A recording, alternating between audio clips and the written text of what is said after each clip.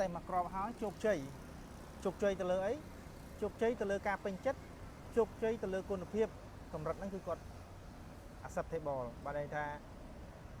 គុណភាពល្អពលឺល្អហើយពេញចិត្តពាក់ព័ន្ធនឹងមុននឹងពេញចិត្តគាត់ស្ទើរចិត្តច្រើនដងហើយតែមិនស្ទើរអាវ៉ាន់នេះណាអាវ៉ាន់ផ្សេងអញ្ចឹងតិជនគាត់រៀងគេហៅថាប្រើប្រាស់កម្រិតរៀងខ្ពស់គួរសមអញ្ចឹងតតលេងអាខ្ពស់ជូនគាត់អញ្ចឹងនេះប្រភេទ UFO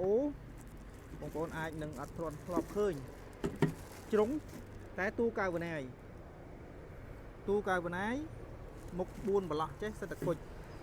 ហើយថ្មបងប្អូនណាមិនបាច់ចាំនិយាយទេថ្មឡើងប៉ុណ្ណាណៃខាងក្នុងហ្នឹងមិនមែនថ្មតូចទេ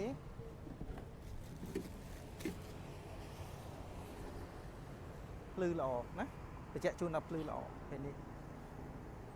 ពាក់ព័ន្ធនឹងពលឺអត់បញ្ហាទេពាក់ព័ន្ធនឹងគុណភាពក៏អត់បញ្ហាដែរ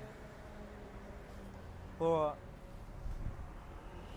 នេះមិន2 4 6 8 10អញ្ចឹង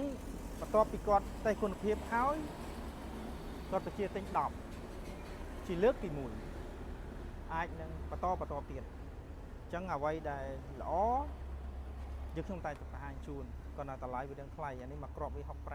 65មកក្រប65បងប្អូនអាចមើលផ្ទាំងចិនមើលផ្ទាំងសិនបានផ្ទាំងគឺខ្មៅស្រិលមកអញ្ចឹងមកហើយទូកៅបណ្ណាយណាខ្ញុំជិះទូកៅបណ្ណាយ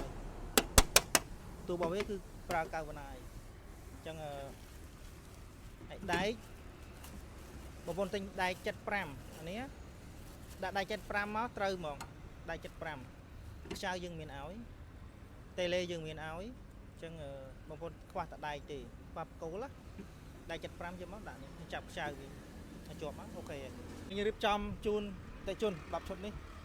ទៅខាងទូលគោកអញ្ចឹងវីដេអូនេះក៏បង្ហាញជូនបងប្អូនប៉ុណ្ណឹងសារវ៉ាន់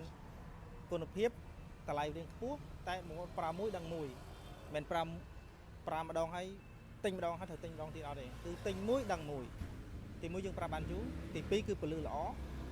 គុណភាពយើងប្រើយូរឆ្នាំអញ្ចឹងទៅហើយទិញឲ្យសំខាន់បេះដូងយើងទិញឲ្យពេញចិត្តលើពលឺយើងប្រើឲ្យវាឃើញថាភ្លឺឃើញថាវាល្អអញ្ចឹងណាអញ្ចឹងអាហ្នឹងចំណុចហ្នឹងហើយអញ្ចឹងបងប្អូនត្រូវការ UFO ល្អពលឺពណ៌សខ្ញុំណែនាំប្រភេទនេះ UFO 360 degree